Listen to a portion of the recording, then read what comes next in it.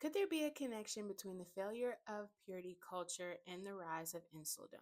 Let's talk about it. Purity culture often presents an unrealistic or overly idealized view of relationships and sexuality, which often led to internalized shame, guilt, or confusion when these standards are not met in real life. Purity culture also tended to stigmatize natural attraction and expression. And I'd also add that purity culture, even though it tries to demonize sexuality, actually hypersexualizes everything. And because of this, lots of young men and women did not have a correct theology for friendship with the opposite sex. These things altogether caused lots of frustration, internal conflict, and a sense of inadequacy in individuals as they grew older and tried to enter into the dating world or strive for marriage. Purity culture often reinforces toxic gender roles and inequalities, putting disproportionate pressure on women to maintain their purity while sometimes excusing or justifying male sexual deviance or misogynistic behavior. This can create resentment and confusion between men and women.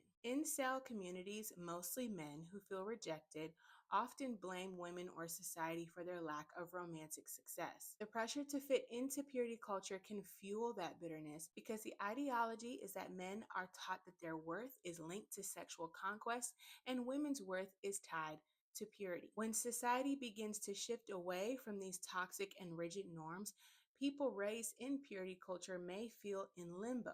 They may feel lost and isolated, creating a breeding ground for incel and misogynistic ideologies. Purity culture did not create a correct theology for companionship. It made us idolize it and demonize each other when we did not get an expected reward for our chasteness.